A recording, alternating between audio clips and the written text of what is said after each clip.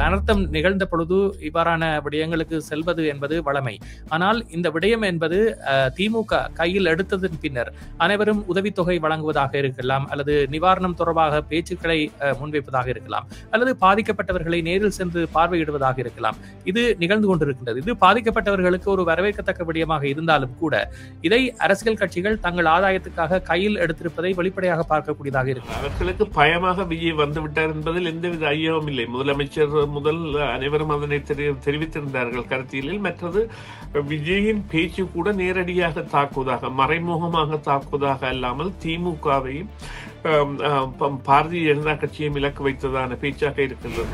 ஒரு பாராமுகமாக அரசும் போலீசும் நடந்திருக்கின்றது என்கின்ற கேள்விக்குறிகளை மக்கள் முன்வைப்பதையும் காணக்கூடியதாக இருக்கின்றது. அதே நேரத்தில் அவர்கள் கேட்ட இடம் கொடுக்காமல் வேறு இடம் கொடுக்கப்பட்டதாகவும், அல்லது முன்னர் நடைபெற்ற விழாக்களுக்கு பல ஆயிரக்கணக்கான போலீசார் வந்த பொழுதும் இந்த முறை போலீசார் பாராமுகமாக நின்றது போன்றதோ, அல்லது அந்த கூட்ட நெரிசல்களுக்கிடையே அந்த ஆம்புலன்ஸ் வாகனங்களை அடிக்கடி செல்ல விடுவது போன்ற இடையூறுகள் ஏற்பட்ட பல காரணங்கள் கூறப்படுகின்ற பொழுதும் தமிழ்நாட்டை பொறுத்தவரையில் இதற்கு முன்னர் சில மாதங்களுக்கு முன்னர் கள்ளக்குறிச்சியில் கள்ளச்சாராயம் அல்லது விஷச்சாராயம் அறிந்து உணர்ந்தவர்கள் பலர் இருந்திருக்கின்றார்கள். அதே போன்று மெரினாவில் இடம்பெற்ற விமான சாகச கண்காட்சியில் 5 பேர் உயிரிழந்தார்கள். இவ்வாறான உயிரிழப்புகள் ஏற்படுகின்ற பொழுது தமிழக அரசு அது தொடர்பான எந்தவித தகவல்களையும் வெளியிடாமல் அப்படியே கிடப்பில் போட்டது. இந்த விவகாரத்தில் உடனடியாகவே அருணா ஜெகதீசன் தலைமையிலான விசாரணை குழு அமைக்கப்பட்டு உடனடியாக விசாரணையை ஆரம்பித்திருக்கின்றது. இது போன்ற நடவடிக்கைகளை துரித கதியில் மேற்கொள்வதில் அரசியல் உள்நோக்கம் இருக்கிறது. ஏற்கனவே ஒரு 36 காற்றாலை மின் உற்பத்தி மையங்கள் ஏற்படுத்தப்பட்டுவிட்டன. அவற்றின்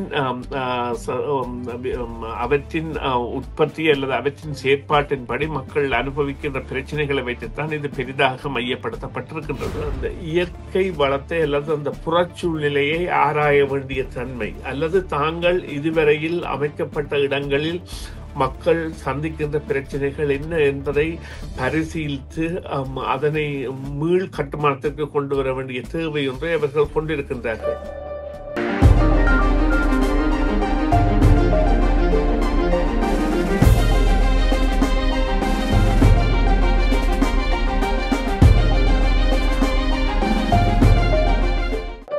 வணக்கம் நேயர்களே, உங்கள் அனைவரையும் மீண்டும் செய்தியின் பின்னணி நிகழ்ச்சியில் சந்திக்கின்றோம். மன்னாரில் பொது முடக்கம் அறிவிக்கப்பட்டு இன்றைய தினம் போராட்டம் இடம்பெற்றிருக்கின்றது. அதில் மகஜரும் கையளிக்கப்பட்டிருக்கின்றது. குறிப்பாக மன்னாரில் இடம்பெற்று வருகின்ற நடவடிக்கைகள் இன ஒற்றுமையை சீர்குலைக்கக்கூடிய வகையில் இடம்பெறுவதாக பலரும் குற்றச்சாட்டுகளை முன்வைத்திருக்கின்றார்கள்.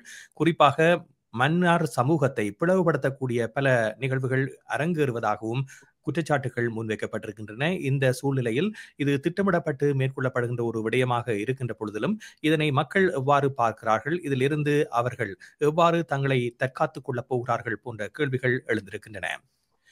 அதே போன்று தமிழ்நாட்டில் இடம்பெற்ற இந்த சன நெரிசலில் சிக்கிய உயிரிழப்புகள் அதிகரித்து வந்த நிலையில் இப்பொழுது விஜய் மீது அவருடைய அரசியல் எதிர்காலம் எவ்வாறானதாக இருக்கும் என்ற பல ஆருடங்களை பலரும் கூற தொடங்கி இருக்கிறார்கள். இது கட்சிகளை கடந்த அரசியலாக பார்க்கப்படுவதாக தமிழக முதலமைச்சர் தெரிவித்தாலும் கூட இதில் கூடுதலாக பல்வேறு அரசியல் அழுத்தங்கள் இருந்திருக்கக்கூடும் என்ற தகவல்களும் வெளிவந்து கொண்டிருக்கின்றன. இந்த நிலையில் இதனை எவ்வாறு விஜய் சமாளிக்கப் போகின்றார், தன்னுடைய அரசியல் எதிர்காலத்திற்காக அவர் செய்யக்கூடிய நடவடிக்கைகள் என்னவாக இருக்கும், இது போன்ற விடயங்களை இன்றைய நிகழ்ச்சியில் பேச இருக்கின்றோம். இப்பொழுது எங்களோடு ஆய்வாளர் சுரேஷ் தர்மா இணைந்திருக்கின்றார். அவரை சந்திக்கின்றோம். வணக்கம் சுரேஷ். வணக்கம் ராம். வணக்கம் நேயர்களே. ஆமாம், மன்னாரில் இடம்பெற்ற இந்த பொது முடக்கத்தில் பலரும் கலந்து கொண்டு தங்களுடைய ஆதங்கங்களை வெளிப்படுத்தி இருக்கிறார்கள். அரசுக்கு மகஜர் ஒன்றையும் அவர்கள் கையளித்திருக்கின்றார்கள். குறிப்பாக மன்னாரில் இடம்பெற்று வருகின்ற தற்போதைய சம்பவங்கள் அந்த சமூகங்களை பிளவுபடுத்தக்கூடிய வகையில் தூண்டப்படுவதாகவும் கருத்துக்கள் வெளிவருகின்றன. எவ்வாறான நிலையில் மன்னார் சமூகம் இருக்கின்றது, இதை எதிர்கொள்வதற்கான ஒரு விழிப்புணர்வை அவர்கள் தங்களிடையே கொண்டிருக்கிறார்களா? நிச்சயமாக இது தொடர்பான விழிப்புணர்வு என்பது ஏற்கனவே அவர்களால் அறியப்பட்ட, அதாவது செயற்திட்டங்கள் மூலம். இங்கே முக்கியமாக பார்க்கப்பட வேண்டிய விடயம் என்னவென்று சொன்னால், ஏற்கனவே ஒரு 36 காற்றாலை மின் உற்பத்தி மையங்கள் ஏற்படுத்தப்பட்டுவிட்டன. அவற்றின் உற்பத்தி அல்லது அவற்றின் செயற்பாட்டின்படி மக்கள் அனுபவிக்கின்ற பிரச்சனைகளை வைத்துத்தான் இது பெரிதாக மையப்படுத்தப்பட்டிருக்கின்றது. இந்த விவகாரத்தில் இந்த அதாவது வந்து புவியியல் மற்றும் சூழ் நிலைகள் தொடர்பான ஆய்வுகள் சரியாக மேற்கொள்ளப்படாத ஒரு காரணம் இந்த நிலைமைகளுக்கான காரணமாக இருக்கலாம். காரணம் என்னவென்று சொன்னால், இவ்வாறான காற்றாலை மின் உற்பத்திகள் என்பன குறிப்பாக உலகில் முதன்மை வகிக்கின்றன. அதற்கான காரணம் அதற்கான பின்விளைவுகள் போன்றவை இல்லை. அதற்கான அதாவது அந்த நச்சு வாயுத்தன்மை வெளியேற்றங்கள் போன்றவையோ அல்லது கழிவுப் பொருட்கள் கலக்கின்ற விடயங்களோ இல்லை என்கின்ற ஒரு காரணமாக இருக்கின்ற காரணத்தால் குறிப்பாக சீனா முதலிடத்திலும் அமெரிக்கா 2வது இடத்திலும் நான் நினைக்கிறேன் பிரேசில் அல்லது இந்தியா 3வது இடத்திலும் இருக்க வேண்டும் என்று அவ்வாறான வளர்ந்த நாடுகளில் எல்லாம் இந்த திட்டம் செயற்படுத்துவதற்கு காரணம் அவர்களுக்கு உள்ள நிலம், அவர்களுக்கு பெரிய பள்ளமாக இருப்பது நிலம். இங்கே இந்த மன்னார் பிரதேசத்துக்கான மின் உற்பத்திக்கான இவ்வாறான தேவை அடையாளப்படுத்தப்பட்ட பொழுது இதன் பங்கு என்பது உண்மையிலேயே இது கடல் மன்னார் கடல் ஆழமில்லாத பிரதேசங்களில் அமைக்கப்பட்டிருக்கலாம் என்றால் கடலில் கூட அமைக்கக்கூடிய சாத்தியக்கூறுகள் இருக்கின்றன. ஆனால் பேசாலை என்கின்ற பிரதேசம்தான் பெரும்பான்மையாக கிறிஸ்தவர்கள் வாழ்கின்ற பிரதேசமாக இருக்கின்ற பிரதேசம். அங்கே ஏற்கனவே அமைக்கப்பட்ட ஆலைகள் என்பன அவர்களுக்கு மாறான விளைவுகளை கொடுத்துள்ளது. குறிப்பாக ஒரு மின்னாலைக்கு இந்த மின்னாலை என்பதெல்லாம் சாதாரணமாக நாங்கள் இங்கே ஒன்றறியோல் கூட பல இடங்களில் காணலாம். இந்த காற்றாலைகளை பார்ப்பதற்கு தூரத்தில் இருந்து ஒரு சிறியனவாக இருந்தாலும் அவைக்கு அருகு சென்று பார்த்தால் தான் அவற்றின் உயரம் மற்றும் அவற்றின் விசிறிகளின் அந்த தன்மை என்பன எல்லாம் தெரியும். 150 மீட்டர் உயரம் தேவை. அதன் விசிறிகள் கூட பாரிய அளவு உயரமானவை, நீளத்தை கொண்டவை. எனவே நிலப்பரப்பு தேவை. ஒவ்வொன்றை அமைப்பதற்கும் குறைந்தது 15 ஏக்கர் நிலமாவது அவர்கள் பாதுகாப்பானதாக இருக்கணும், அல்லது அவை வீடுகளின் மேல் விழுந்து செய்யக்கூடிய சந்தர்ப்பங்கள் எல்லாம் இருப்பதால் அந்த பொதுமக்கள் பாதுகாப்பதற்கான அவ்வாறு நடவடிக்கைகள் எடுப்பார்கள். இருந்த பொழுதிலும் 100 அடி ஆழமாவது மன்னார் பரப்பில் கிண்ட வேண்டிய நிலத்தை கிண்டி அதை செய்ய வேண்டிய தேவை ஏற்பட்ட பொழுது அந்த மண்ணை கூட அவர்கள் எடுத்து செல்கின்றார்கள் என்கின்ற ஒரு குற்றச்சாட்டு வைக்கப்பட்டது. அதனால் அவர்கள் மன்னார் மக்கள் அனுபவிக்கின்ற துயரங்களாக காணப்பட்டவை ஒன்று வெள்ளப்பெருக்கு. இவ்வாறு 100 அடி பள்ளங்களை கிண்டி பின் நிரப்புவது, பிறகு அந்த இடங்களில் செயற்பாடுகளை இன்மை செய்வது. அங்கு மன்னாருக்கு 3 பொருளாதார வசதிகள், ஒன்று மீன்பிடி, மற்றது விவசாயம், மற்றது பனை வளம். இந்த 3மே பாதிக்கப்படுவதான கருத்தியல் என்பது ஏற்கனவே அவர்களுக்கு அறிவிக்கப்பட்டு இது தொடர்பான கருத்தரங்குகள் கூட அல்லது சந்திப்புகள் கூட நடத்தப்பட்டிருந்தன. இதில் உள்ள பிரச்சனை என்னவென்றால், இது சாதாரணமாக இங்கே கூட பிரச்சனையாக இருப்பது, ஆனால் இங்கே அவ்வளவு பிரச்சனையாக இல்லை என்னவென்று சொன்னால், இங்கே காற்றாலைகள் வைக்கப்பட்டிருப்பது மக்கள் குடியிருப்புகளில் இருந்து பல கிலோமீட்டர்கள் தள்ளி. அங்கே மக்கள் குடியிருப்புகளுக்கு அண்டி வைக்கப்பட்டதால் இந்த காற்றாலைகளின் இயங்கு நிலை இருக்கின்ற பொழுது இரவில் மக்கள் நித்திரை கொள்ள முடியாத அளவிற்கு செல்வதாக அவர்களால் குற்றச்சாட்டப்பட்டிருக்கிறது. அதற்கான காரணம் காற்று அதிகரிக்கின்ற பொழுது காற்றாலைகளின் பயன்பாடு என்பதும் அல்லது அவற்றின் இயங்குதன்மை என்பதும் அதிகரிக்கும். இரவுகளில் காற்று, மன்னார் கடலுக்கு அண்மையில் உள்ள ஒரு பிரதேசம். எனவே அங்கே காற்று என்பது அடிக்கடி மாறி மாறி தனது பலத்தை காட்டக்கூடியதாக இருக்கின்ற நிலையில் அவ்வாறான நிலைமை தங்களுக்கு பெரிய சீரழிவை தருவதாகவும் நித்திரை கொள்ள முடியாமல் இருப்பதாகவும் சிறுவர்களுக்கு காது பாதிப்படைவதாகவும் மக்கள் முறையிட்டிருந்தார்கள். அத்தோடு முக்கியமாக இதனை நிறுத்தும் பொழுது, ஒரு இயந்திரம் நிறுத்தும் பொழுது அது ஏற்படுத்துகின்ற சத்தம் என்பது சகிக்க முடியாத சத்தமாக இருப்பதாகவும், ஏனென்றால் மக்கள் குடியிருப்புகளுக்கு அண்மையில் இருக்கின்றது. அதைவிட கண்டறியப்பட்ட பிரச்சனையாக நன்னீர். மன்னார் ஒரு இடத்தில் தான், இலங்கையிலும் கடலுக்கு அருகிலே நன்னீர் வரக்கூடிய இடம் மன்னார் மட்டும்தான். அவ்வாறான நன்னீர் என்பது இப்பொழுது உவப்பு நீராக மாறுவதற்கு இவ்வாறான அந்த குழி தோண்டுகைகள் மற்றும் இந்த முறைகள் காரணமாக அமைந்து விட்டன என்பதை அவர்கள் தர்க்க ரீதியாக விளக்கி வருகின்றார்கள். இருந்த பொழுதிலும் இந்த விவகாரத்தில் அரசு அவர்களுக்கு கால நீடிப்பை கொடுத்திருந்த பொழுதிலும் அதை தொடர்ந்து எடுத்து செல்வதற்கான முயற்சிகளை எடுக்கின்ற பொழுது இந்த பிரச்சனை இன்று ஹர்த்தாலில் நடக்கின்றது. இதற்கு முதல் தாக்குதல்கள் கூட நடத்தப்பட்டிருக்கின்றன அவர்கள் மீது அந்த உதிரி பாகங்களை கொண்டு செல்கின்ற பொழுது.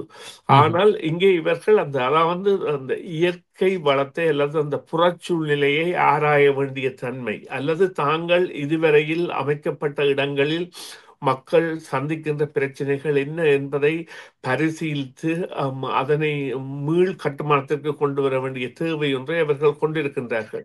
ஆனால் இப்பொழுது அனுரகுமார திசாநாயக்க தான் பதவியேற்கின்ற பொழுது இந்த அதானி குழுமத்துடனான ஒப்பந்தங்கள் எல்லாம் ரத்து செய்யப்படும் என்ற உறுதிமொழியை மன்னார் மக்களுக்கு நேரடியாக வழங்கியிருந்த காட்சிகளை பார்த்திருக்கின்றோம். பல விடயங்களை அவர் உறுதிமொழியாக வழங்கியிருந்தார். இந்த நிலையில் அந்த உறுதிமொழிகள் பூர்த்தி செய்யப்படாமல் இப்பொழுது மேலும் சிக்கலுக்குள்ளாகக்கூடிய நிலையில் அந்த மக்களை ஆழ்த்துவது என்பது குறிப்பாக தமிழ் மக்கள் மத்தியில் மன்னாரிடம் இருந்து பெறக்கூடிய வாக்கு வங்கியை சிதைக்கின்ற ஒரு முயற்சியாக அவரால் மேற்கொள்ளப்படுகின்ற இந்த நடவடிக்கைகள் அமைய போகின்றனவா? இதற்கு மாற்றீடாக என்ன விடயங்களை அவர் செய்ய போகிறார்? இல்ல இது அதாவது இரண்டு விதமாக இதனை நோக்கலாம். முதலாவது விதம், இதனால் பயன்பாடு இருக்கின்றது என்றால் ஆம், சந்தேகத்திற்கு இடமில்லாமல் பயன்பாடு இருக்கின்றது. மன்னார் நாங்கள் ஏற்கனவே எடுத்து பார்ப்போமாக இருந்தால் இலங்கையிலேயே அதி குறைந்த நீர் வீழ்ச்சியை பெறுகின்ற மாவட்டங்களில் ஒன்றாக அல்லது முதன்மையானதாக கூட இருக்கலாம். இந்த ட்ரைசோன் எனப்படுகின்ற இடத்தில் இருக்கின்ற இடம். எனவே மற்றது அங்கே உள்ள வசதி, காற்று வசதிகள் போன்றன இருக்கின்றன. எனவே இயற்கை இவர்கள் டீசல் மூலம் மின் பிரபாக்கிகளை பாவித்ததன் மூலம் யாழ் குடாநாட்டில் பெரும்பான்மையான பிரதேசங்கள் இன்று அந்த நீர் பாவிக்க முடியாமல், குறிப்பாக சுன்னாகத்திலிருந்து பல இடங்கள், சுன்னாத்தை சுற்ற உள்ள பல இடங்கள் முழுவதுமே அந்த கிணறுகள் பாவிக்க முடியாத அளவிற்கு சென்று விட்டன. எனவே இந்த நிலையில் இவ்வாறான ஒரு இயற்கை வழி சார்ந்த முறையை கொண்டு வருவது என்பது வரவேற்கத்தக்கதாக இருந்தாலும் அதற்குரிய கற்பிதங்களும் மற்றும் படிப்பாய்வுகளும் ஆராய்வுகளும் மேற்கொள்ளப்படாமல் நடைமுறைக்கு கொண்டு வரப்படுவது தான் காரணமாக இருக்கின்றது. குறிப்பாக இங்கே இருக்கின்ற ஒரு மின்பிறப்பாக்கிக்குரிய சுற்று அதனுடைய இயக்குத்திறன் என்பதும் அதனுடைய சத்தம் வருவது என்பதும், அதாவது அந்த டென்ஸ் அவர்கள் அந்த டிசிபிள் அந்த எவ்வளவு சத்தம் நுண் சத்தம் வரும் என்பது போன்றவை எல்லாம் ஆராயப்பட்டுத்தான் இங்கே அவை பாவனைக்கு விடப்படும். ஆனால் இலங்கையில் அதற்குரிய தன்மைகள் எல்லாம் குறைவாக இருக்கலாம். இலங்கையில் சீன தயாரிப்புகள், இந்திய தயாரிப்புகள் எல்லாம் பல டெசிபிள்ஸ் அந்த சத்தத்தை, அதாவது மக்களுக்கு இரைச்சலை கொடுக்கக்கூடிய சத்தத்தை கொண்டு வரக்கூடியதாக இருக்கலாம் சில வேளைகளில். அவைகள் ஆராயப்படாமல் செய்யப்பட்டதுதான் இங்கே காரணம். ஆனால் தேவை இந்த விடயம் நல்லதா என்றால் நாங்கள் சிலவற்றை ஏற்றே ஆக வேண்டும். விடயம் நல்லது, ஆனால் எடுக்கப்பட்ட இடங்கள் பிழையானது. அவற்றை கடற்கரைகளில் அமைத்திருக்கலாம். மற்றது இன்னும் ஒன்று இலங்கையிலேயே இந்த அதிக பறவைகள் வெளிநாடுகளில் இருந்து, சைப்ரஸில் இருந்து கூட வந்து தங்கி செல்வதில் முதலாவது இடமாக மன்னார் மாவட்டம் தான் இருக்கின்றது. அந்த மன்னார் மாவட்டத்தில் இப்பொழுது அந்த பறவைகள் பல நூற்றுக்கணக்கில் கொல்லப்பட்டதோடு அந்த பறவைகளின் வரத்துகள் கூட குறைந்து விட்டன. இதனால் இயற்கை சமச்சீர் கெடும். இப்பொழுது யாழ் மாவட்டத்திற்கு கூட இவ்வாறான பறவைகள் சில இடங்கள், அரியாலை மற்றும் மண்டதீவு போன்ற இடங்களை சார்ந்த இடங்களுக்கு சில விலைகள் வருவதாக இருந்தாலும் மன்னார் மாவட்டம் தான் அவற்றின் அந்த பாரிய வருகைக்கான இடமாக இருந்தது. அது குறைந்து விட்டது. அதற்கான காரணம் இந்த முக்கியமாக இவற்றின் இந்த மின்பிறப்பாக்கிகள் செயற்படுகின்ற பொழுது அதி பயங்கரமான அல்லது அந்த இழப்பான விடயம் பறவைகளுக்கும் காட்டு விலங்குகளுக்கும், குறிப்பாக பறவைகளுக்குத்தான் மேலாக இருக்கும். அதுதான் காரணம். ஆனால் நிச்சயமாக அவர்கள் அதனை பார்த்து செய்ய வேண்டும். ஆனால் அனுர திசாநாயக்கா தான் கொடுத்த வாக்குமுறைகளை மீறாமல் அல்லது மீறி செயற்படுவதற்கான காரணம் இவற்றின் தேவை என்பதை அவருக்கு அறிவுறுத்தப்பட்டிருக்கலாம். ஆனால் இடம் மாற்ற வேண்டிய தேவை இருக்கின்றது. சரி, விஜயனுடைய அரசியல் பிரவேசம் ஒரு நல்ல மாற்றத்தை கொண்டு வரும் என்று எதிர்பார்த்த நிலையில் இப்பொழுது இதுவே கட்சிகளுக்கு இடையிலான பெரும் குழப்பத்தை ஏற்படுத்தக்கூடிய வகையிலும் ரசிகர்களுக்கு இடையிலான மோதலாகவும் மாறுகின்ற சந்தர்ப்பத்தை இந்திய தமிழ்நாட்டு அரசியலில் பார்க்கக்கூடியதாக இருக்கின்றது. இதே நேரத்தில் விஜய் இந்த சன நெரிசலில் சிக்கி உயர்ந்ததன் பின்னர் அவர் எடுத்த நடவடிக்கைகள் என்பது சிலருக்கு ஒரு விசனத்தை ஏற்படுத்தக்கூடிய வகையில் அவருடைய செயற்பாடுகள் அமைந்ததாகவும் முன்வைக்கப்படுகின்றன. ஆனால் இதுவே அரசியலாக்கக்கூடிய வகையில் பல கட்சிகளினாலும் முன்னிறுத்தப்படுவதான குற்றச்சாட்டுகளும் முன்வைக்கப்படுகின்றன. இந்த நிலையில் விஜயனுடைய அரசியல் எதிர்காலம் என்பது எப்படி செல்லும்? இந்த விடயம் என்பது அதில் தாக்கத்தை செலுத்த போகிறதா? நிச்சயமாக இந்த விடயம் தாக்கத்தை செலுத்தப் போகின்றது. இங்கே ஒரு பாராமுகமாக அரசும் போலீசும் நடந்திருக்கின்றது என்கின்ற கேள்விக்குறிகளை மக்கள் முன்வைப்பதையும் காணக்கூடியதாக இருக்கின்றது. அதே நேரத்தில் அவர்கள் கேட்ட இடம் கொடுக்காமல் வேறு இடம் கொடுக்கப்பட்டதாகவும், அல்லது முன்னர் நடைபெற்ற விழாக்களுக்கு பல ஆயிரக்கணக்கான போலீசார் வந்த பொழுதும் இந்த முறை போலீசார் பாராமுகமாக நின்றது போன்றதோ, அல்லது அந்த கூட்ட நெரிசல்களுக்கிடையே அந்த ஆம்புலன்ஸ் வாகனங்களை அடிக்கடி செல்ல விடுவது போன்ற இடையூறுகள் ஏற்பட்டப்பட்ட பல காரணங்கள் கூறப்படுகின்ற பொழுதும் போலீசார் கூறுகின்ற காரணம் 10,000 பேருக்குத்தான் அனுமதி கேட்டார்கள், ஆனால் 20,000 பேர் வந்து விட்டார்கள் என்று. அதனை விசாரிப்பதற்காக ஒரு ஆணைக்குழு அமைத்திருக்கின்றார்கள் தமிழக அரசு, தனிநபர் ஆணைக்குழு. இருந்த பொழுதிலும் விஜயின் கட்சி சென்னை நீதிமன்றத்தில் வழக்கு தொடர்ந்திருக்கின்றது. அந்த வழக்கு இன்று விசாரணைக்கு மதுரை நீதிமன்றத்தில் மதுரை நீதிமன்றத்தில் அதன்படி சிபிஐ விசாரணைக்கு, மத்திய அரசின் விசாரணைக்கு அவர்கள் கேட்கின்றார்கள். என்றால் இந்த விவகாரத்தில் சில வேளைகளில் விஜயின் கட்சியை சார்ந்தவர்கள் சிலர் பாதிக்கப்படக்கூடிய சந்தர்ப்பங்கள் இருக்கின்றன. இப்பொழுது தமிழக போலீசார் 3 முக்கிய கட்சி உறுப்பினர்களுக்கு எதிராக வழக்கு தாக்கல் செய்திருக்கின்றார்கள். இந்த வழக்கு என்பது முன்பதிவு, அதாவது அவர்கள் விசாரணை ஒரு கமிஷன் அமைத்திருக்கின்றார்கள். அந்த கமிஷன் விசாரணை முடிவதற்கு முன்பே போலீசார் விரைந்து இவ்வாறு செய்கின்றார்கள். அதனை விட விஜயின் கட்சி அவர்கள் தங்களுக்கு பாதுகாப்பு தேவை, விஜய்க்கு பாதுகாப்பு தேவை என்பதையும் வலியுறுத்தி, விஜய்க்கு ஏற்கனவே பாதுகாப்பு கொடுக்கப்பட்டிருக்கின்றது, சட்வகையான பாதுகாப்பு என்று நினைக்கின்றேன். என்றால் மத்திய அரசின் பாதுகாப்பை சேர்ந்த ஒரு 4 பேரோ அல்லது 8 பேரோ அவர்களுக்கு பாதுகாப்புக்கு கொடுக்கப்பட்டிருப்பார்கள். மேலதிக பாதுகாப்பும் கேட்கப்பட்டிருக்கின்றது. இது நிச்சயமாக ஒரு வரலாற்று புரள்வாக தமிழகத்தில் இருக்கும். விடயம் நடந்தது நிச்சயமாக மிகவும் கவலைக்குரிய விடயம். ஆனால் அவர்கள் கேட்கப்பட்ட இடம் கொடுக்கப்பட்டதா, அல்லது போலீசார் மெத்தத்தனமாக அவர்களை கண்காணிப்புகளில் ஈடுபடவில்லை. விஜய் வருவதற்கான வழியை அவர்கள் போலீசார் இல்லாமல் அவரால் வந்திருக்க முடியாத ஒரு கட்டம் இருந்த பொழுது போலீசார் அவர் வருகைக்காக உதவி செய்திருக்கின்றார்கள். ஆனால் அந்த இடம் ஒரு நெருகலான இடம் கொடுக்கப்பட்டதாகவும், அந்த இடத்தில் போலீசாரின் பிரசன்னம் இல்லை என்கின்ற குற்றச்சாட்டுகளும் இருக்கின்றன. ஆனால் அதனை நாங்கள் ஒட்டுமொத்தமாக எடுத்து பார்க்கவும் முடியாது. ஆனால் விசாரணைகளின் பின்னர் தான் இந்த விவகாரம் தெளிவாக தெரிய வரும். ஆனால் தமிழ்நாட்டை பொறுத்தவரையில் இதற்கு முன்னர் சில மாதங்களுக்கு முன்னர் கள்ளக்குறிச்சியில் கள்ளச்சாராயம் அல்லது விஷச்சாராயம் அறிந்து உணர்ந்தவர்கள் பலர் இருந்திருக்கின்றார்கள். அதே போன்று மெரினாவில் இடம்பெற்ற விமான சாகச கண்காட்சியில் 5 பேர் உயிரிழந்தார்கள். இவ்வாறான உயிரிழப்புகள் ஏற்படுகின்ற பொழுது தமிழக அரசு அது தொடர்பான எந்தவித தகவல்களையும் வெளியிடாமல் அப்படியே கிடப்பில் போட்டது. இந்த விவகாரத்தில் உடனடியாகவே அருணா ஜெகதீசன் தலைமையிலான விசாரணை குழு அமைக்கப்பட்டு உடனடியாக விசாரணையை ஆரம்பித்திருக்கின்றது. இது போன்ற நடவடிக்கை துரித கதியில் மேற்கொள்வதில் அரசியல் உள்நோக்கம் இருக்கிறதா?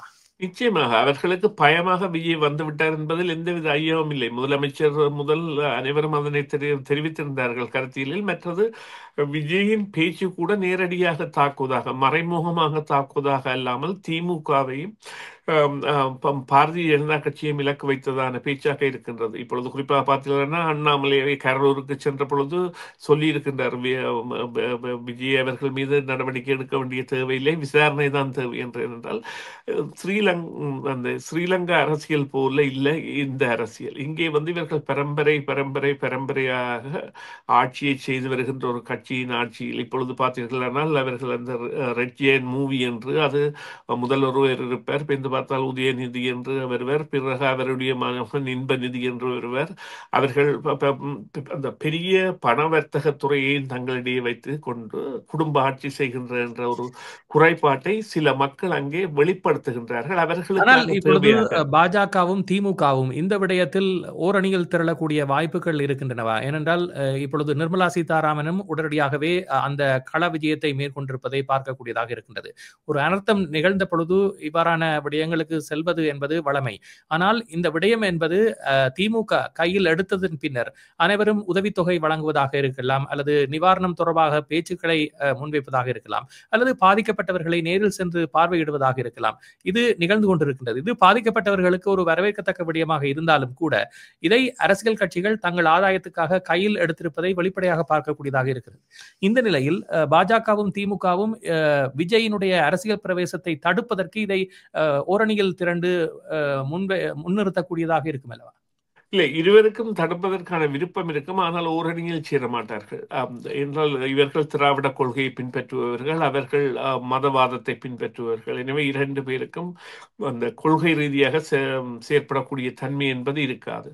ஆனால் நிச்சயமாக இரு தரப்பும் பயன்படுத்தும். நிச்சயமாக இது பேசு பொருளாக இருக்கும். இப்பொழுது விசாரணை கமிஷன் என்பது வருகின்ற பொழுது பல விடயங்கள் தெரிய வரும் என்கின்ற பொழுதும், மற்றது இதில் உண்மையிலேயே இவர்களுடைய கரிசனை இருக்கின்றது என்பதை இவர்கள் அங்கே விஜயம் செய்கின்ற பொழுதும் அல்லது செய்கின்ற நடவடிக்கைகள் மூலமும் தெரிகின்றன. ஆனால் இதில் திமுக அரசு தான் நடுநிலையாக செயற்பட்டதாக காட்ட வேண்டிய ஒரு தேவையை மக்கள் ஏற்படுத்துகின்றார்கள் என்றால், மக்களுக்கு விஜயை இவர்கள் பாராளுமன்றத்திற்கோ அல்லது மாகாண அரசியலுக்கோ வெற்றி பெற செய்வார்களா என்றால் அது கேள்விக்குறி. அது நாங்கள் வாக்குகள் மூலம் அறிய வேண்டிய விடயம்.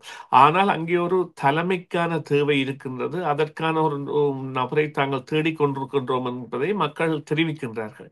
அந்த நிலையில் தான் விஜயனுடைய பிரவேசம் இப்பொழுது இருக்கின்றது. நன்றி சுரேஷ். நிகழ்ச்சியில் கலந்துரைமைக்கு மீண்டும் மற்றொரு பொழுதிலே பேசுவோம். நன்றி ராம். நன்றி நேயர்களே. மீண்டும் ஒரு பொழுதில் சந்திப்போம். சிஎம்ஆர் யூடியூப் சேனலில் இணைந்திருக்கும் நேயர்கள் அனைவருக்கும் எமது நன்றி. காமெண்ட்ஸ் பகுதியில் உங்கள் கருத்துக்களை தெரிவிக்க தவறாதீர்கள். முக்கிய செய்திகள், காணொளி தொகுப்புகள், நேர்காணல் என பலதரப்பட்ட அம்சங்களையும் உங்களுக்காக தருகின்றது சிஎம்ஆர் யூடியூப் சேனல். சிஎம்ஆர் என்று சர்ச் செய்து எமது யூடியூப் சேனலை சப்ஸ்கிரைப் பண்ணுங்கள். உங்கள் உற்றார் உறவினர் நண்பர்களோடும் இந்த காணொளி தொகுப்புகளை பகிர்ந்து கொள்ளுங்கள். அருகில் இருக்கின்ற முக்கிய காணொளி தொகுப்புகளையும் தவறவிடாமல் பாருங்கள்.